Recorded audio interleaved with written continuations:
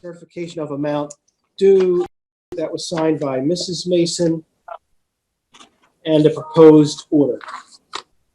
So will you be calling both Mr. and Mrs. Mason, Mr. Gandela? Just Miss Mason, Judge, if that's fine with the court. Great. So Ms.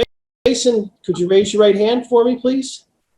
Do you swear or affirm that the testimony you give today will be the truth, the whole truth, and nothing but the truth? I do. Okay, thank you very much. Ma'am, Mr. Gandela, whenever you are ready. Thank you, Judge. Miss Mason, please state your full name and address for the record. Stephanie Lynn Mason at 12 Crofton Drive, West Deptford, New Jersey, 08051.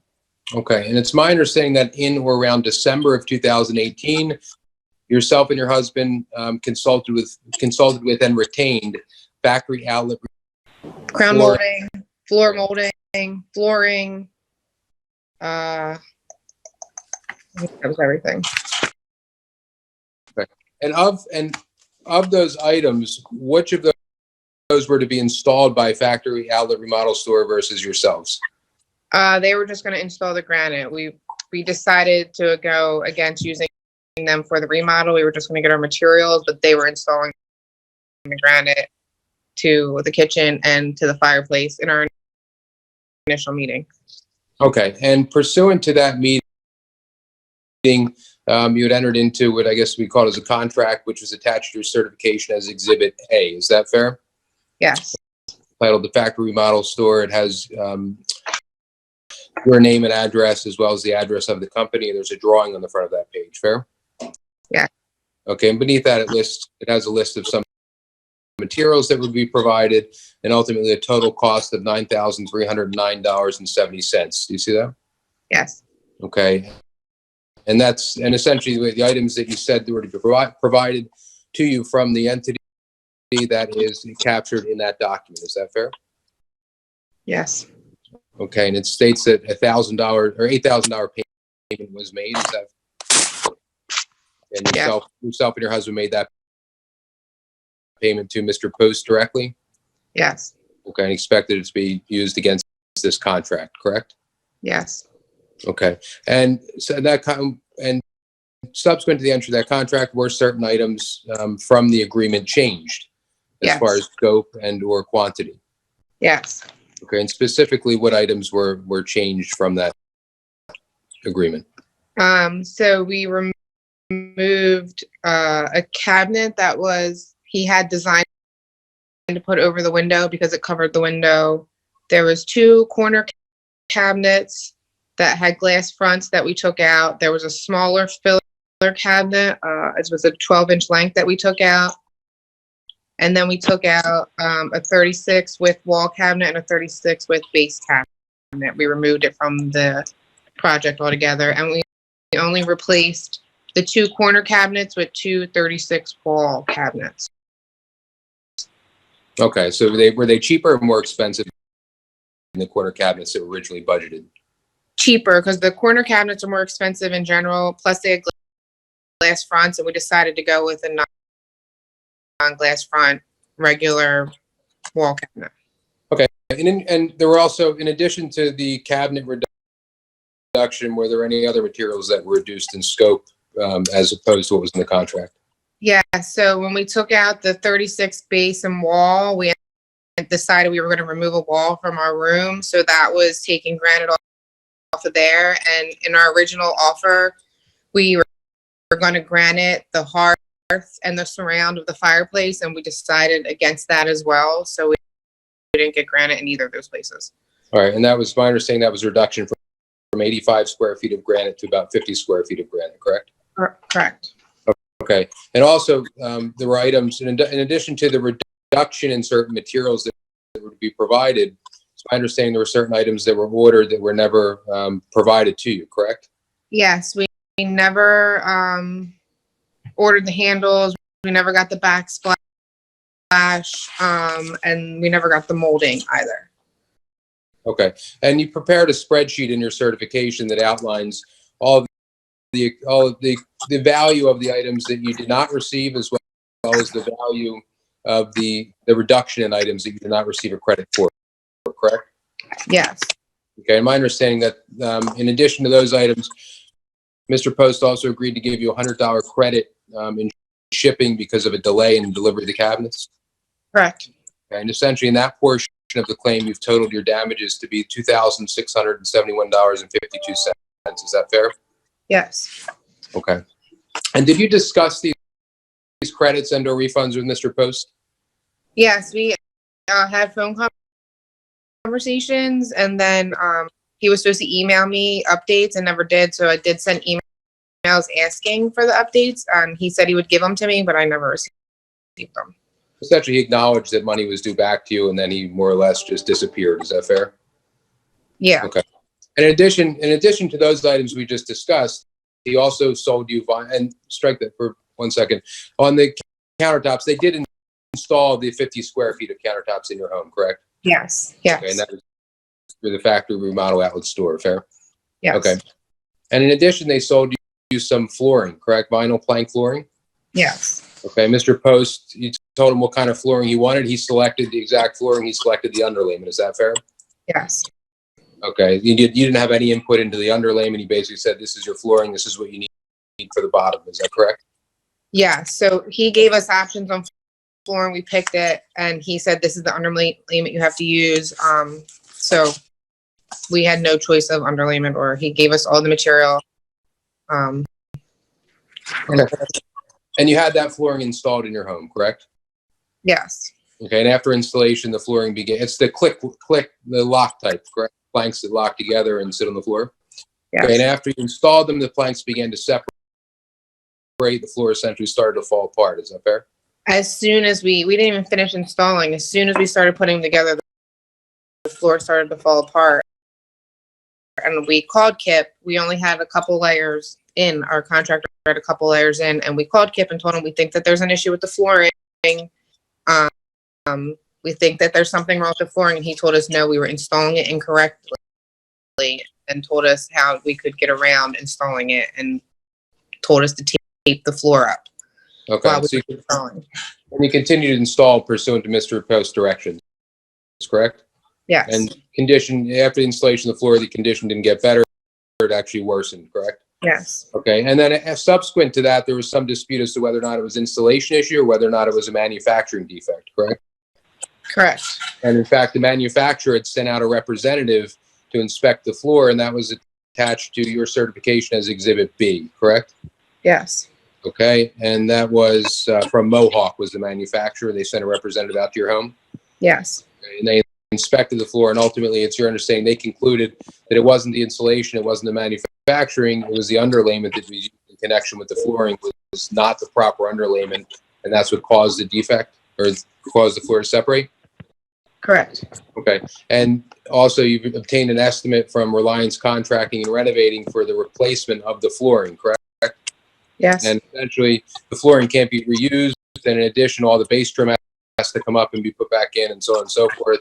And that was an estimate for $7,002.39. Is that correct? Yes. Okay. And you addressed all these matters with Mr. Post, and essentially he's refused to make good. And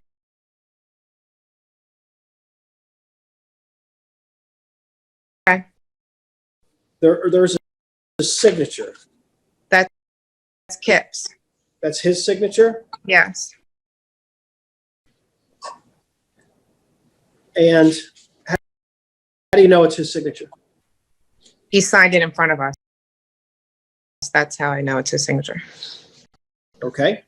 And did you ever, were the changes that were made to the contract, you know, taking out certain cabinets and the things you just described, was any of that in any writing other than email? No. Okay. And the, I think you testified to this, but I want to make sure the flooring itself that failed, it was not usable or reusable in any way? No. Okay. And the estimate, you've provided an estimate for a new floor. Yes. Have you gotten that done, or you're waiting to get that done or whatever your answer No. is? We did get it done. Okay. And was it done consistent with this estimate, or is there some other contractor? No, we went with another contractor who removed the old flooring and installed new flooring. And was that price similar to the price of the estimate in Exhibit C? I have the receipt here. It was $5,444.46. So very close to the estimate provided in Exhibit C. Yes. All right. Tell me about your relationship and your husband with the factory outlet remodel store. How did you find out about them? How much contact did you have? And when you did have contact, was it always with Kip Post? That's kind of a long question. Sorry.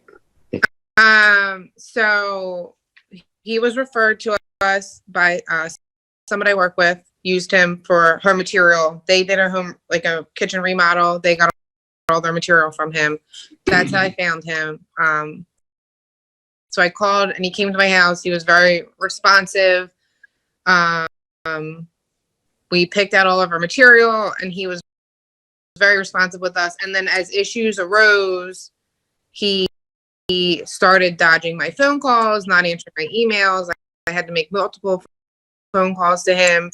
I did deal with just him. There were other people at his shop, I guess, that would answer the phone and take messages for him, but I only dealt with him, nobody else. So then when the issues with the floor came up and I had questions, we always went to him and he kind of was trying to give us remedies on how to fix it, what to do. And we took his suggestions, but it just wasn't working. I explained him my frustrations and he was telling us it was our fault. So I'm the one who pushed to have a Mohawk representative come out. I was in contact with Mohawk and Mohawk wouldn't speak to me because their relationship was with Kip. He was the dealer and I had to go through him. But push came to shove and Kip wouldn't help. So Mohawk did come to me directly and did give me the report because they gave the report to Kip and Kip would not give me the report. And all they told me was that it wasn't their fault. So Mohawk is the one who sent me the report.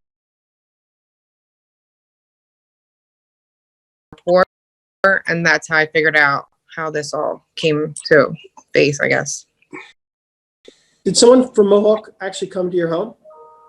Mohawk sent their own representative to our home, and that's how we found out it was the underlayment. So they weren't a Mohawk representative, but they represented the company. It was like an outside, I guess, dealer. Or I understand. Did you ever talk to anyone at Factory Remodel Outlet other than someone taking phone messages or administrative type things other than this Kip Post? no. Did you ever go to the Factory Remodel Outlet store if it had?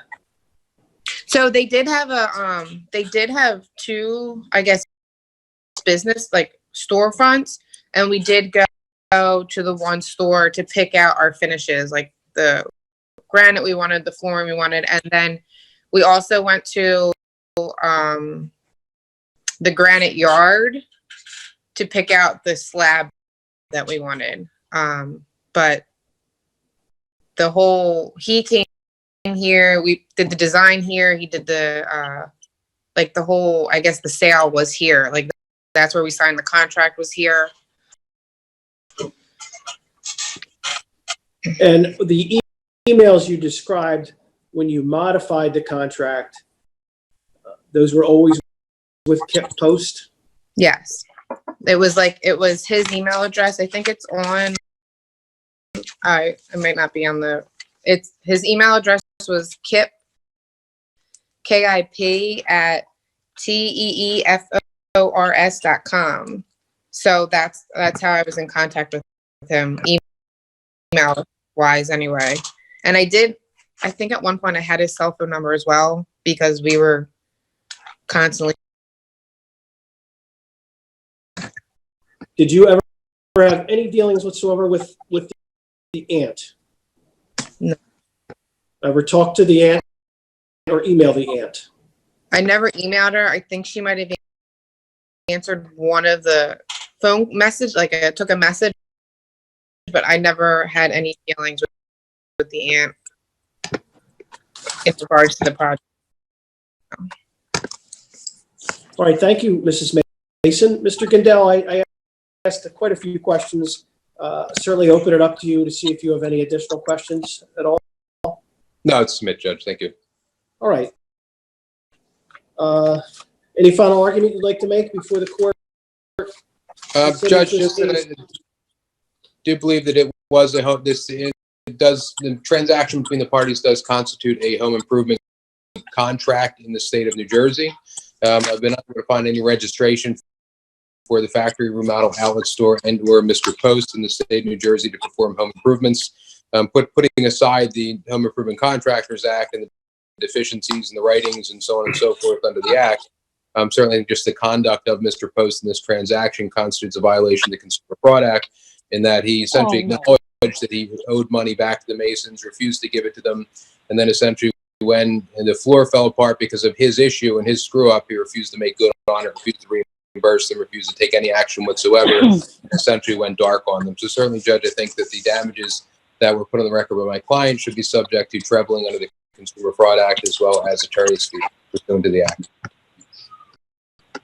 All right, thank you, Mr. Gandel. I'm prepared to enter my findings in this matter.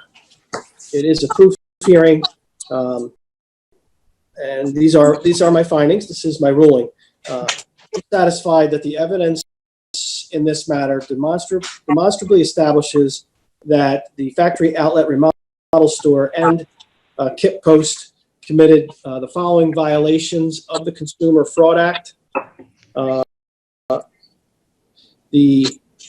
There are a number of them just from the evidence that's been presented to me. First, I find that the contract failed to include a registration number of the contractor, a copy of the certificate of insurance, telephone number of the insurance company that issued the certificate. These all in violation of NJSA 56:8-151A1 and 2. I find that the contract did not contain the 3-day right of cancellation as is required by NJSA 56:8-151B.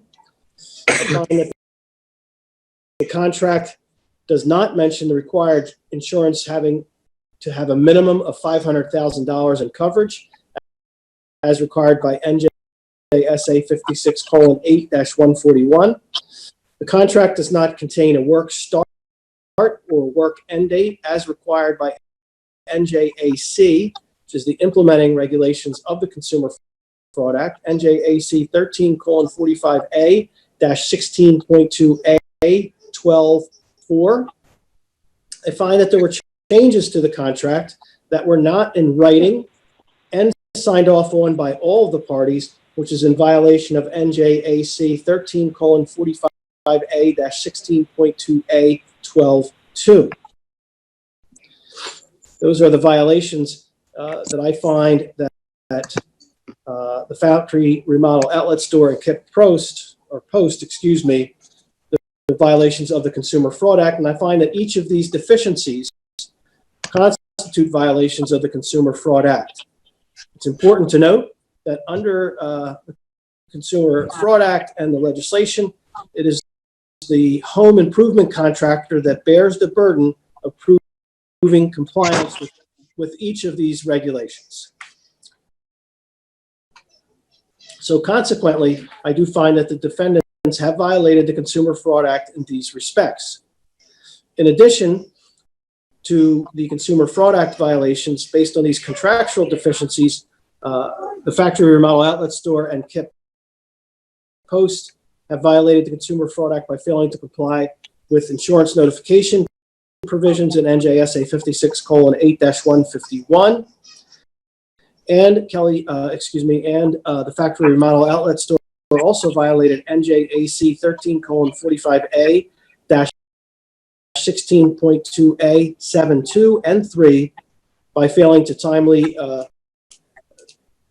complete the work as contracted for, essentially by not complying with the refunds and the change orders, and failure to give the homeowners timely written notice of the reasons as to why they have failed to comply with the contract. So in addition to these claims against the factory remodel outlet store, the plaintiffs also seek to impose personal liability against Mr. Post for violating the Consumer Fraud Act. I would note that the Consumer Fraud Act is one of the strongest consumer protection laws in the country. The Consumer Fraud Act is remedial legislation which should be construed liberally in favor of consumers. The question of personal liability is one that has been addressed by our courts in this context. The leading case is the Allen case. With regard to personal liability, it's Allen versus V&A Brothers, Inc. It's a Supreme Court case cited as 208 NJ 114. In the Allen case, the court considered the issue of whether individuals who have an ownership interest in or who are employed by a corporation can be individually liable for CFA violations.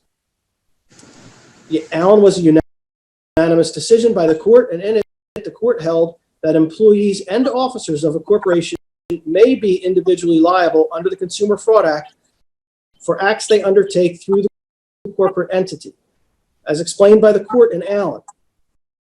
In light of the broad remedial purposes of the Consumer Fraud Act and the expansive sweep of the definition of person, it is clear that an individual who commits an affirmative act or a knowing omission that the CFA, which is an abbreviation for Consumer Fraud Act, has made actionable and can be liable individually. Although the statute would also impose liability on the individual's corporate employer for such an affirmative act, there is no basis on which to conclude that the statute meant to limit recourse to the corporation and thereby to shield the individual for any liability in doing so. I'm going to continue from quoting from Allen.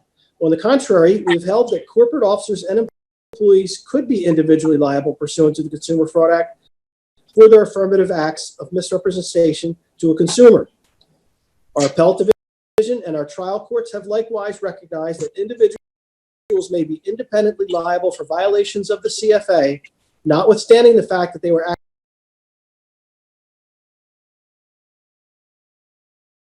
modifications or change orders to the contract were the result of his actions.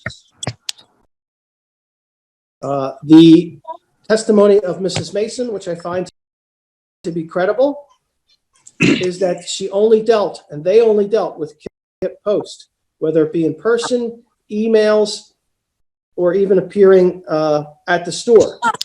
He's also testified that Mr. Post had represented that he was an owner of the store, and a friend of hers had represented to her as well that Mr. Post was the owner of the store. I find very simply every act or omission of the factory outlet remodel store violating the Consumer Fraud Act was due to Kip Post's own conduct. Any decision-making was his. He, I find, was the moving force and clearly part and parcel of every aspect of the factory model outlet store's unlawful conduct. By engaging in such acts and omissions, the court finds that Mr. Post rendered himself personally liable for the unlawful conduct. Mr. Post is personally liable for the CFA violations he has committed, even if done on behalf of the factory model outlet store.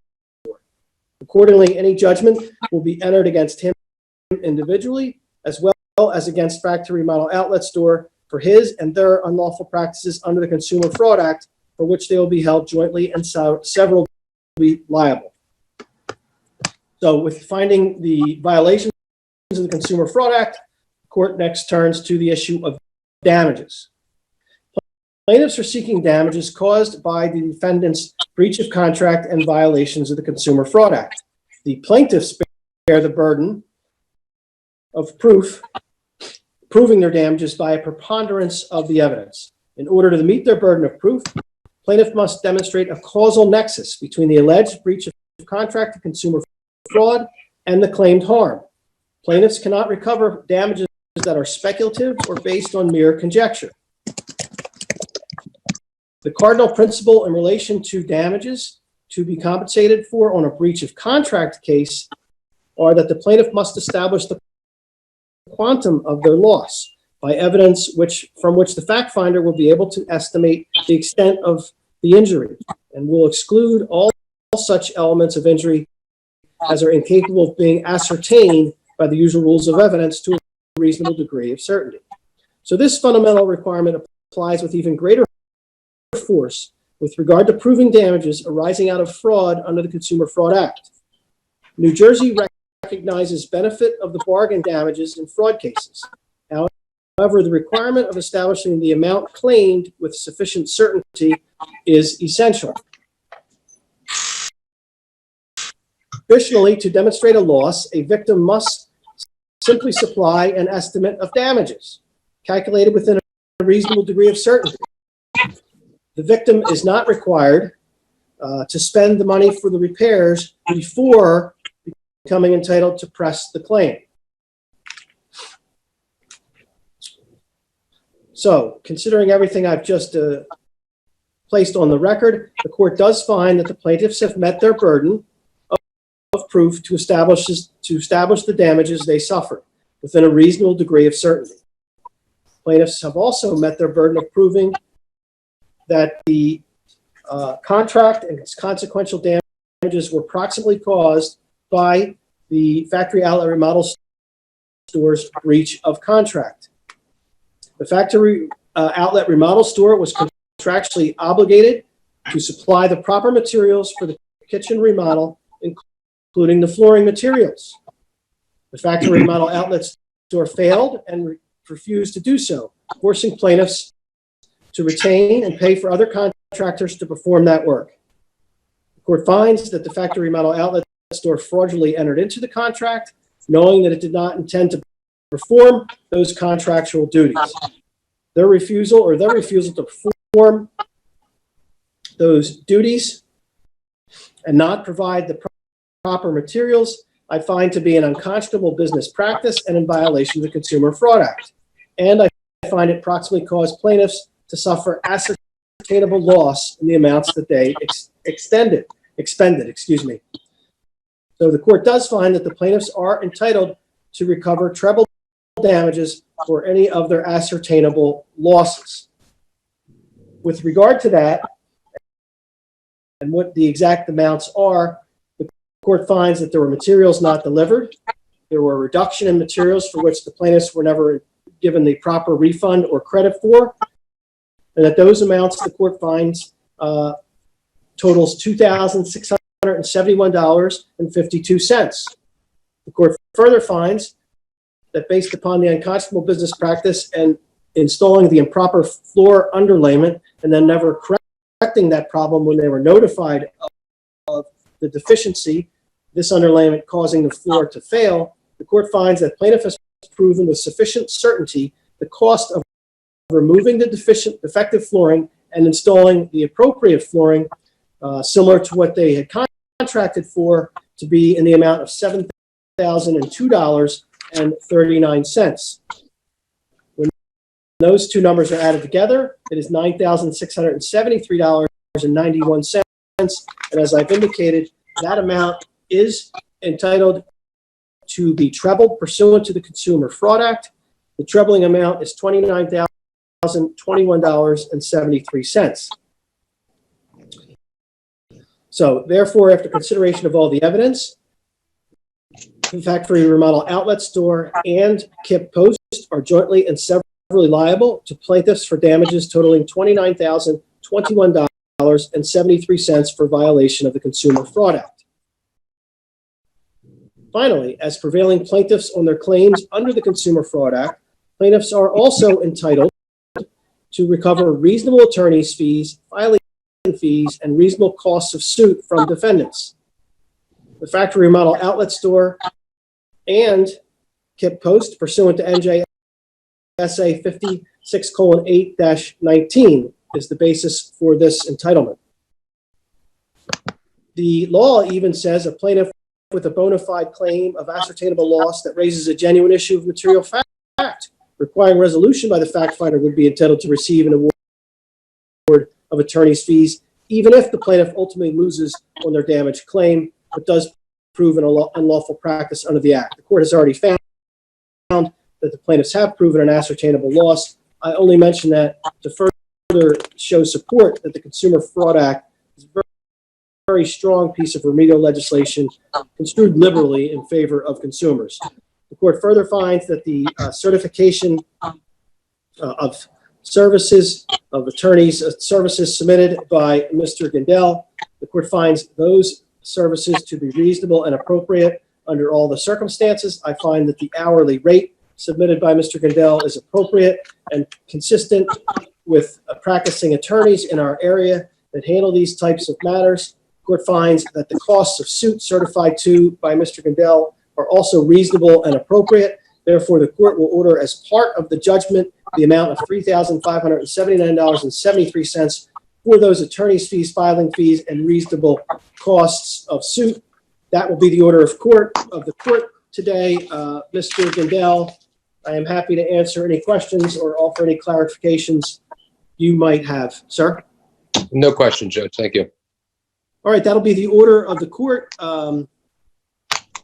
We're in a brave new world. I believe what I'll do is sign it, scan it, and it'll be uploaded to eCourts. You might not see it today, but certainly by Monday. Thank you for your Great. cooperation. Mr. and Mrs. Mason, good luck to you. Have a nice day. Thank Thank you you. very much, Your Honor. Appreciate it.